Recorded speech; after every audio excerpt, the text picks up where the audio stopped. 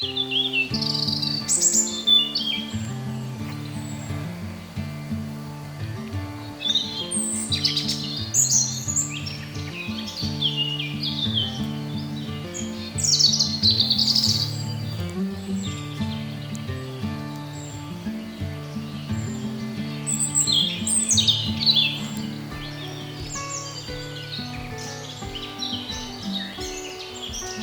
à tous et à toutes, j'espère que vous vous portez bien. Alors oui, aujourd'hui on va parler d'un objectif un petit peu particulier. J'imagine que vous vous attendiez pas d'avoir un essai comme ça sur la chaîne. Le Nikon 400 mm 4.5 qui est pour monture Z, qui est sorti je crois l'année dernière. Et je vous avoue que je suis très excité à l'idée de vous parler de cet objectif. Et j'étais très excité de faire cette vidéo. Alors juste pour les conditions du test, pour que vous soyez bien informés de tout. Cet objectif m'a été prêté par Nikon France pendant environ un mois. Donc j'ai eu beaucoup de chance de pouvoir avoir ça entre les mains.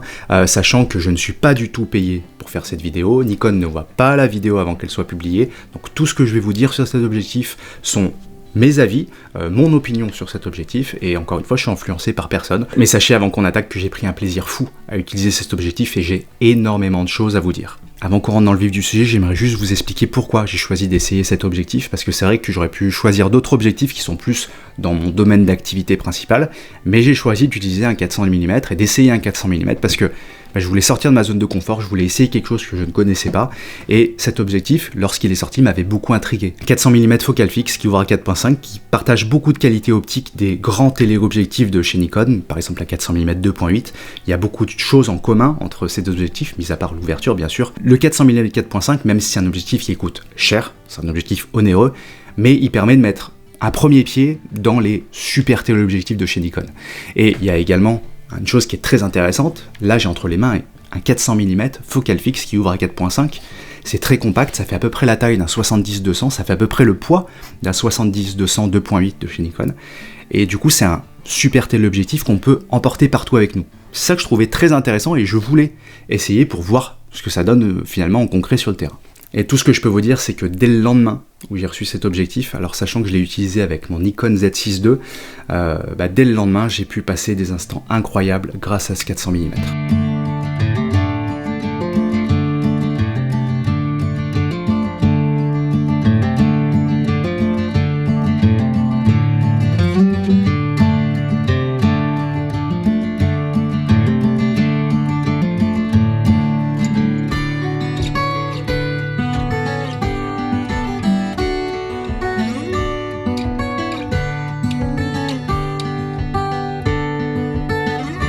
Juste après l'avoir reçu, je me suis levé très tôt le lendemain matin pour essayer d'aller voir un petit peu la faune qui est autour de chez moi, sachant que je suis pas allé camoufler, j'avais pas forcément fait de repérage, donc je suis allé comme ça à l'instinct. Donc voilà, j'ai marché une bonne heure à droite à gauche, à regarder un petit peu dans les jumelles ce que je pouvais trouver, et j'ai eu de la chance parce que ce matin-là il y avait une très belle brume, donc des conditions vraiment particulières et assez spéciales. Pendant une heure j'ai marché, j'ai rien vu, et puis sur le retour, avant d'arriver pas très loin de chez moi, j'ai eu la chance de voir 2 chevrettes dans un champ, donc du coup j'étais un petit peu excité de pouvoir faire des beaux clichés avec cet objectif, et déjà pour parler un petit peu de l'objectif, le fait que ça soit si compact et si léger, ça a permis de me mettre au sol comme si j'avais un 70-200, j'ai pu ramper sans aucun problème, sans difficulté. Si j'avais eu un 400 2.8 ça aurait été possible, mais ça aurait été un peu plus complexe peut-être, mais du coup j'ai pu me mouvoir comme ça dans l'herbe et me rapprocher un maximum, et puis j'ai fait un tout petit peu de bruit, mais j'ai eu de la chance, c'est que les chevrettes n'ont pas remarqué un être humain et se sont approchées, elles étaient assez curieuses, elles sont venues me voir, et j'ai passé à peu près une demi-heure avec elles dans ce champ, donc j'étais couché dans l'herbe, j'ai pas voulu faire de mouvements brusques, j'ai pas voulu les effrayer, et j'ai eu la chance de pouvoir faire quelques portraits de ces chevrettes, donc vraiment j'étais très content, je suis resté là un bon moment, j'ai attendu qu'elles s'en aillent, et immédiatement je suis rentré chez moi pour voir le résultat sur l'ordinateur, et tout de suite j'ai pu me rendre compte des très grandes qualités optiques de cet objectif. Bien sûr, on va rentrer un petit peu plus dans le détail plus tard, on va prendre le temps, j'ai fait pas mal de photos et pas mal de vidéos pendant un mois, je l'ai vraiment utilisé quasiment tous les jours, donc j'ai beaucoup de choses à vous montrer, mais je voulais vous parler dans un premier temps de cette première expérience avec l'objectif, parce que je pense que c'est là où il se positionne très bien ce 400 mm 4.5, le fait de pouvoir se balader comme si on avait un 70-200. L'objectif fait 1,3 kg dans ces eaux-là, je vous mets le poids exact juste en dessous, donc c'est quand même très léger pour un 400 mm focal fixe. Il ouvre à 4.5, alors c'est sûr c'est pas un 2.8, mais c'est déjà une très belle ouverture, on fait rentrer beaucoup de lumière, et ça permet quand même d'isoler des sujets, et tout ça dans un format qui est super compact. En plus il est parfaitement silencieux, donc quand j'étais couché comme ça dans l'herbe, à 7-8 mètres des chevrettes devant moi, la stabilisation optique ne faisait aucun bruit, l'autofocus ne fait aucun bruit. J'avais mis mon boîtier en silencieux, donc j'étais là, je prenais des photos et je ne faisais aucun bruit, je ne dérangeais pas les animaux. Et ça, je pense que c'est quelque chose qui est très important. Et le fait d'avoir un format compact, silencieux, qu'on peut trimballer de partout, je pense que déjà c'est le premier gros point fort de cet objectif. Pour ce qui est de la prise en main de l'objectif et de l'ergonomie, je vais juste enlever le pare-soleil qui est quand même assez imposant, mais si j'enlève le pare-soleil, vous pouvez voir que c'est un objectif qui est pas très gros finalement. Vraiment, c'est la taille d'un 70-202.8. Donc déjà au niveau de la prise en main ici, vous avez la bague de focus. Juste ici, il y a une commande que vous pouvez paramétrer sur le boîtier qui vous permet de choisir soit la modification des ISO, soit la vitesse d'obturation, soit l'ouverture du diaphragme. Ensuite ici, il y a deux interrupteurs qui permettent de passer en autofocus ou en manuel, et aussi un interrupteur qui nous permet de limiter la plage d'autofocus. Donc soit on a toute la plage d'utilisation de l'objectif, donc je crois que la distance de focus minimum est de 2,50 m, donc soit on se met en plein de 2,50 m à l'infini, soit on se met de 6 mètres à l'infini. Et également il y a des boutons avec lesquels on peut assigner des fonctions, et notamment le deuxième qui est tout au bout, qui est tout autour de l'objectif. Voilà, il y a 4 boutons pour la même fonction, donc quand on est en train de tourner le boîtier, on a accès tout le temps à ce bouton, donc ça c'est ultra pratique.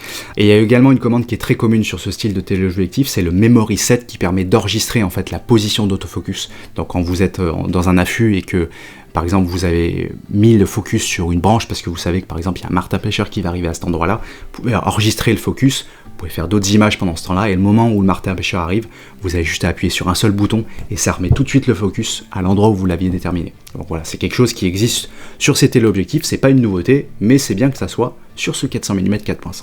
Une chose qui est également très intéressante en termes d'ergonomie, encore une fois pour pouvoir se balader facilement avec cet objectif, c'est que ici on peut enlever le pied pour trépied, on a une meilleure prise en main je trouve, puis finalement un objectif qui est plus léger. Moi je sais que je l'ai beaucoup utilisé comme ça quand j'avais pas besoin d'utiliser de trépied. Et étant donné que j'ai l'objectif en main, je vais vous parler un petit peu de la qualité de fabrication. Alors, il n'y a pas de partie en métal, sauf bien sûr la fixation pour le boîtier, hein, vu la taille de l'objectif, il vaut mieux.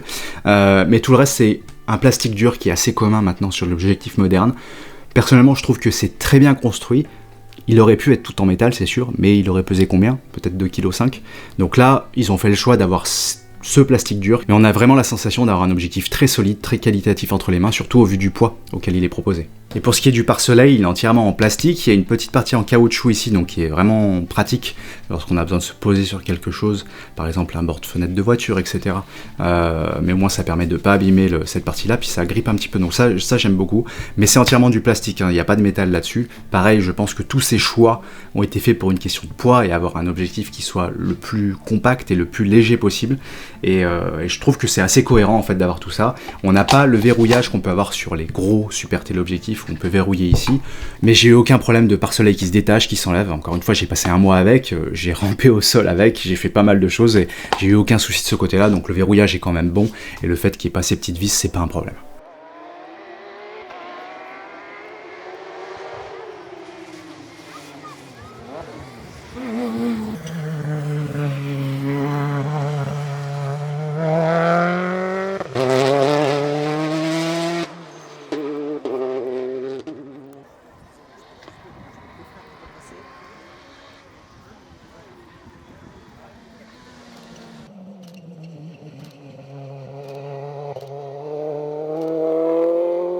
Pour continuer mon expérience avec ce 400 mm, quelques jours après l'avoir reçu, je me suis rendu sur un rallye automobile, donc le Lyon-Charbonnières, où j'ai pu passer juste pour une spéciale, j'ai pas pu passer la journée sur le rallye, donc j'étais en train d'aller sur un tournage en fait. Donc j'ai fait un petit détour, je me suis arrêté là-bas pour voir comment se comportait ces objectifs en rallye. Même si le 400 mm sur du rallye c'est un petit peu long, je voulais quand même voir ce que ça pouvait donner. Dans ces conditions, un 70-200 c'est l'idéal, parce qu'on peut s'adapter un petit peu mieux, mais là il a très bien fait le job. Et j'ai pu tester également la tropicalisation, parce qu'en arrivant sur place, je me suis pris des seaux d'eau sur la tête, donc c'était très bien, parce que cet objectif est tropicalisé, donc il n'y a aucun souci. Monter sur le Z6 II, j'ai eu aucun problème. Pour ce qui est des clichés que j'ai pu faire dans ces conditions, alors c'est pas les conditions les plus difficiles pour un objectif en termes d'autofocus, parce que le sujet est assez important, et ça se déplace pas aussi vite qu'une Formule 1 non plus, donc c'était assez facile. Pour ce qui est des images que j'ai pu faire sur ce rallye, déjà ce que j'ai beaucoup apprécié, dès que je voyais les images, dans tous les cas sur le boîtier, mais dès que je les ai mis sur l'ordi également, c'est ce punch dans les couleurs, surtout sur des voitures de rallye où il y a des couleurs assez flashy de temps en temps, vraiment un punch important. Là je suis dans des conditions, c'est presque la tempête, hein, il n'y a pas de luminosité. Là les photos sont brutes de décoffrage, je les ai mis dans Lightroom, j'ai juste appliqué le profil Nikon pour avoir les bonnes couleurs et c'est tout. Et vous pouvez voir que le punch des couleurs, le contraste, Bien sûr le piqué, j'en parlerai un petit peu plus tard, mais là sur le rallye j'ai quasiment utilisé que la pleine ouverture à 4.5. Le piqué est génial, et j'ai beaucoup aimé le punch qu'il y a dans les couleurs et dans les contrastes sans jamais en faire trop. C'est pas trop saturé, c'est pas trop contrasté, c'est juste ce qu'il faut pour avoir une photo qui soit impactante, et encore une fois là c'est pas retouché, et j'ai pas envie de faire grand chose en fait à ces clichés. Et également sur ce rallye je me suis amusé à tester la stabilisation optique aussi bien en photo qu'en vidéo. Déjà en photo j'ai essayé de faire quelques filets.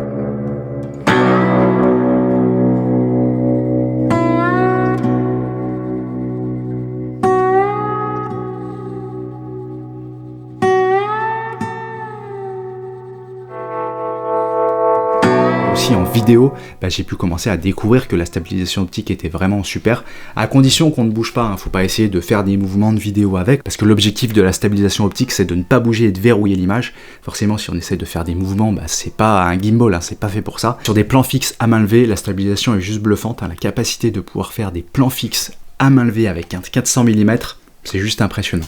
D'ailleurs, je vous mets cet exemple pour vous montrer la différence entre avoir un 400 mm qui n'aurait pas de stabilisation, donc là, tout est désactivé, j'ai pas de stabilisation de boîtier, j'ai pas de stabilisation de l'objectif, et ici, la stabilisation de l'objectif et du Z6 II sont activées, et comme vous pouvez le voir, c'est juste bluffant. Et je tiens à préciser que cette stabilisation se fait dans un silence absolu. On n'entend rien du tout, on peut très bien avoir un micro sur le boîtier, et que ce soit l'autofocus ou la stabilisation, vous n'entendrez rien dans le micro. Et ça, c'est un gros plus pour ceux qui font de la vidéo.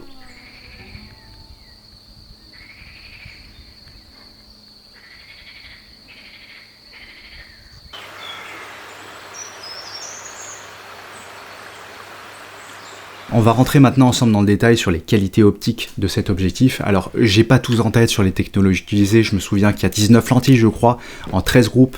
Il y a des traitements au nanocristal sur certaines lentilles. Je crois qu'il y a du ED et du super ED pour ce qui est des lentilles. Donc, allez voir le détail technique si ça vous intéresse sur le site de Nikon, il y a toutes les informations. Je serai incapable de vous expliquer qu'est-ce qui fait quoi, mais on le voit tout de suite dès qu'on met les images sur l'ordi, on n'a pas un objectif standard. Il y a vraiment un traitement qui est là pour donner du punch, donner du piqué, avoir un flou d'arrière-plan qui soit agréable. Et ce que je vous propose, c'est qu'on aille un petit peu sur l'ordinateur et qu'on voie ensemble des petites choses qui m'ont marqué dès que j'ai mis les photos sur l'ordinateur. Alors vous m'excusez, je vais mettre mes lunettes parce que sinon je suis incapable de savoir si l'objectif a du piqué ou pas. J'aimerais déjà vous montrer quelques clichés que j'ai pu prendre dans une réserve naturelle près de chez moi, et c'est typiquement le genre de situation pour lesquelles je pense cet objectif excelle. C'est-à-dire que je suis allé me promener un après-midi, j'ai pas fait la recherche particulière pour faire une photo spéciale et prendre mon temps, faire un affût, etc. Non, c'était pas l'objectif. J'ai juste voulu aller me promener dans une réserve, comme font la plupart des gens en fait qui font de la photo. On va se promener peut-être l'après-midi avec la famille, etc. J'avais l'objectif avec moi sur mon Z6 II, et juste en me baladant, comme ça j'ai essayé de faire quelques clichés, et tout d'abord cette première photo. Déjà cette première photo d'oiseau permet de voir un petit peu le piqué et ce qu'on peut faire avec. Donc là la photo est non recadrée, je suis à pleine ouverture, je suis à 4.5, on est à 100 ISO et 1 centième de seconde. Et donc si je zoome à 100% dans l'image, donc bien sûr j'ai pas un Z8 ou un Z9, donc j'ai pas 45 millions de pixels, mais j'ai 24 millions de pixels sur mon Z6 II, ce qui est déjà très très bien. Donc voilà, je zoome à 100% dedans, et on peut voir que le piqué dès la pleine ouverture est impeccable. Les couleurs, les petits détails sur un sujet qui est petit et assez loin, ça fonctionne super. Mais le flou d'avant-plan, comme vous pouvez le voir, il y avait un petit bosquet entre moi et l'oiseau. On passe au travers sans aucun souci. Et ça fonctionne très très bien, on a tout le détail ici sur la branche et je trouve qu'il est très bien isolé. Un autre exemple ici, pareil, j'étais en train de me promener, j'entends un petit oiseau assez sympa. Il me semble que c'est un rossignol, les ornithologues parmi vous me reprendront si je me trompe. Mais voilà, il était sur une petite branche devant moi, je dirais à 5-6 mètres. Donc là, j'étais aussi au 400 mm, j'avais pas mis de téléconvertisseur parce que oui, un petit peu plus tard, je vais vous parler de téléconvertisseur. Et on peut voir que là, je suis à 4.5, je suis à 1/400 de seconde, ISO 320. Donc là, j'ai rien fait du tout à la photo, c'est fait exprès pour vous montrer des photos brutes.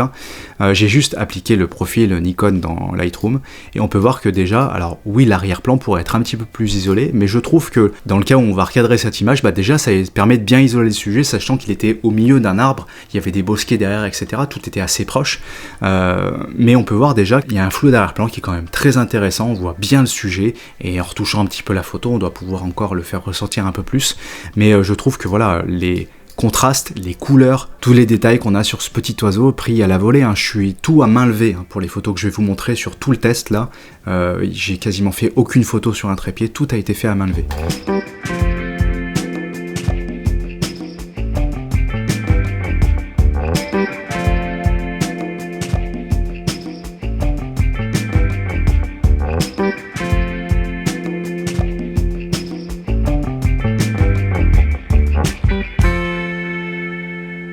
Dans un autre registre, je me suis également arrêté sur un terrain de motocross près de chez moi, j'entendais des motos qui roulaient, je me suis dit je vais aller voir.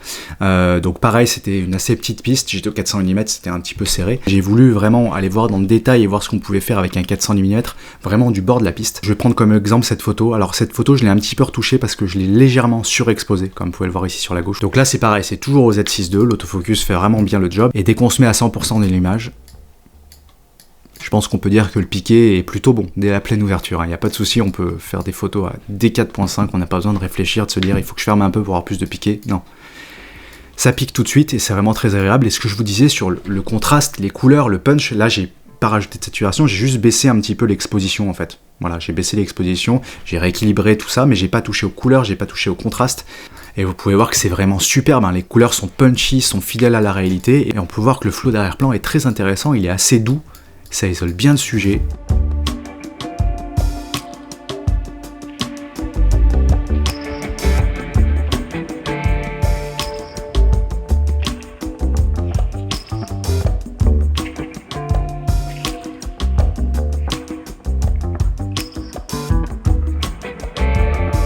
Alors c'est vrai que là j'insiste un petit peu sur le piqué. D'habitude j'en parle pas autant dans mes vidéos, mais je pense que pour un téléobjectif comme ça et sur ce style de photo, que ça soit de l'animalier, que ça soit du sportif, moi personnellement j'ai envie d'avoir du détail quand même. Bien sûr le côté artistique est très important, et arriver à faire des photos qui sortent de l'ordinaire c'est important, mais quand on est sur des sujets comme ça où on a envie d'aller voir le détail, moi quand je prends photo un oiseau, un animal, j'ai envie en fait de voir les petits détails que je peux pas voir au quotidien. C'est pour ça que j'insiste sur cette partie, et c'est pour ça que je pense que les téléobjectifs c'est vraiment important qu'il y ait un excellent piqué. Également sur ce style d'objectif, ça peut être intéressant d'utiliser des téléconvertisseurs, sachant qu'il existe deux types de téléconvertisseurs chez Nikon, le 1.4 et le 2, de toute façon c'est la plupart des marques font comme ça, sachant que si on monte un téléconvertisseur 1.4 sur cet objectif, on est sur du 560 mm qui ouvre à 6.3, et si je mets un téléconvertisseur x2, on est sur un 800 mm qui ouvre à f9, donc déjà dans ces conditions, il faut avoir quand même une assez bonne luminosité. Du coup, je vous ai fait quelques tests pour voir si les téléconvertisseurs s'adaptent bien à cet objectif. Dans ce premier exemple, alors je vais appeler ce test le test de la plume, tiens. Donc j'ai fait le focus à chaque fois sur cette plume, qui est juste ici. Donc ça va nous permettre de savoir si on perd du piqué lorsqu'on va mettre un téléconvertisseur. Et sur ce premier test, je me suis mis sur un trépied, à un endroit fixe, et j'ai juste changé les téléconvertisseurs, pour qu'on puisse juger à un point précis de la différence qu'il va y avoir entre chaque téléconvertisseur. Pour ne pas compliquer la chose, dans un premier temps, j'ai mis à chaque fois l'objectif sur f9, pour qu'on ait la même ouverture du diaphragme sur chaque position, quand je suis au 800 mm, quand je suis en 560 et quand je suis en 400 mm. Donc là c'est la photo au 400 mm à f9. Donc voilà, et à chaque fois je vais zoomer à 100% pour qu'on puisse voir un petit peu le piqué. Donc bien sûr le 400 mm à f9, ça pique extrêmement bien. Je vous montrerai après à pleine ouverture s'il y a une différence. Et ici ça va être avec le téléconvertisseur 1.4, donc on passe à 560 mm et à f9 également. Donc pareil, on peut juger du piqué, qui est très très bon sur le 1.4. Honnêtement, là on est à f9, le piqué, j'ai rien à dire, on peut voir bien le détail dans la plume et tout, c'est très intéressant. Bien sûr, on est plus proche avec le téléconvertisseur 1.4, mais on peut voir que le détail dans les plumes, le piqué, est vraiment excellent avec le 1.4. Vraiment rien à dire de ce côté-là. Et le flow d'arrière-plan est également très appréciable. Et là, c'est avec le téléconvertisseur x2, pareil, pris au même endroit, et toujours à f9.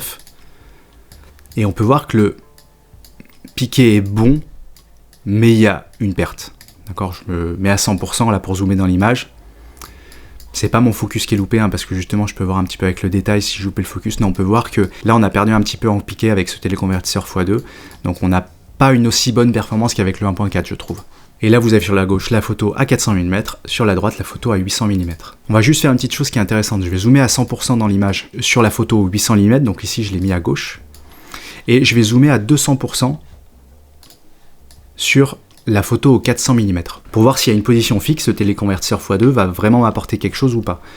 Et on peut voir que si on regarde sur le détail des plumes, oui, c'est un petit peu mieux sur la photo qui est prise de base ici à 800 mm. Il y a un petit peu d'écart certes, mais c'est pas énorme entre les deux. Donc moi à choisir entre me mettre au 400 mm et zoomer dans l'image ou le 800 mm, je pense que ça serait difficile de faire un choix. En revanche, le 1.4 apporte vraiment un très bon piqué avec un grossissement plus important, et je trouve que là c'est un bel apport par rapport au 400 mm quand on a besoin de prendre un petit sujet et qu'on est un petit peu loin. Sachant que je me permets de vous montrer également, donc là c'est avec le téléconvertisseur 1.4 à f9, et ça c'est avec le téléconvertisseur 1.4 à pleine ouverture, donc à 6.3. Ça vous permet de voir un petit peu le flou d'arrière-plan derrière. L'exposition n'est pas tout à fait la même, excusez-moi. Et pareil, je vous montre la différence d'arrière-plan en fonction de l'ouverture sur le 400 mm. Donc là, je suis à f9, là, je suis à 6.3, et là, je suis à 4.5. Moi, je trouve que ça isole vraiment bien. Le flou d'arrière-plan est vraiment très beau, très doux.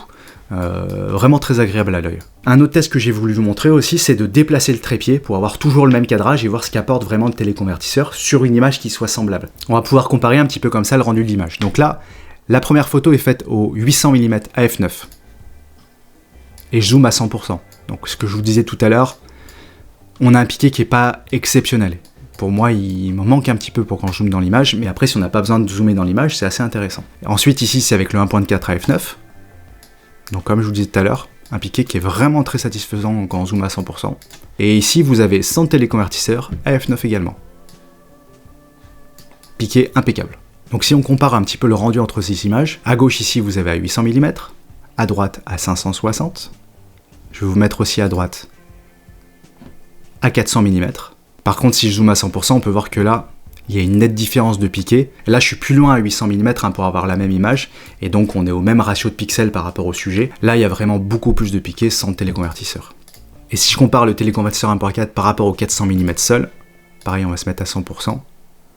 On peut voir que là, en revanche, il y a un petit peu d'écart, c'est un petit peu mieux sans, mais c'est très léger, et je trouve très satisfaisant le piqué à 560 mm. Je fais juste une dernière comparaison sur le flou d'arrière-plan. Le 800 mm à f9 sur votre gauche, le 400 mm à 4.5, donc à pleine ouverture sur votre droite. Et vous pouvez voir que dès la pleine ouverture sur le 400 mm, ça pique tout de suite très très bien.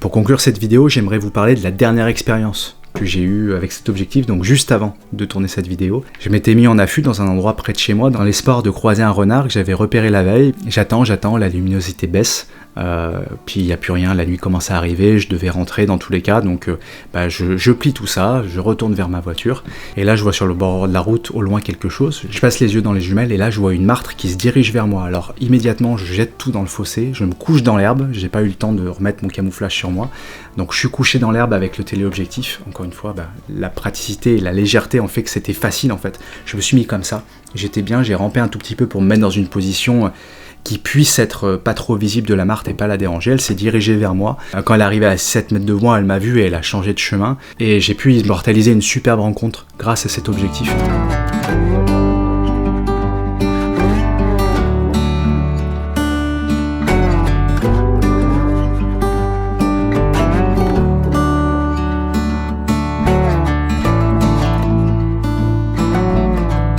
Je sais que cette photo de la martre et la photo de la chevrette dont je vous ai parlé en début de vidéo, je pense que ces deux photos trouveront une place sur les murs de ma maison parce que c'est vraiment de superbes souvenirs. Voilà, écoutez, j'en ai terminé pour cet essai du 400 mm 4.5. Donc pour ce qui est du positionnement de cet objectif et à qui il s'adresse, j'espère que je vous ai donné des éléments de réponse. Encore une fois, tout ce que je vous ai dit dans cette vidéo est vraiment sincère, c'est vraiment mon avis sur cet objectif. Je trouve son positionnement intéressant parce que il est le seul en fait à être dans cette gamme-là. Dans les autres marques, il n'y a pas d'objectif qui s'apparente à cet objectif-là, 400 mm 4.5. À chaque fois, sur les marques directes, on va dire Sony, Canon, on est sur du 400 2.8 ou un zoom. Et moi, je sais que j'aime beaucoup les focales fixes avec des très bonnes qualités optiques, et c'est le cas ici. On est à une très très belle optique avec ce 400 mm 4.5 qui certes est pas donné, c'est un sacré budget quand même pour un objectif, mais ça reste quand même un tout petit peu plus accessible que les 400 mm 2.8 qui sont à des prix stratosphériques. Voilà, en tout cas j'espère que cette vidéo vous aura intéressé et vous aura plu. Comme d'habitude, si vous avez la moindre question, n'hésitez pas à me la poser dans la zone de commentaires, je me ferai un plaisir de vous lire et de vous répondre. Et puis je vous dis à très bientôt pour une prochaine vidéo. Salut!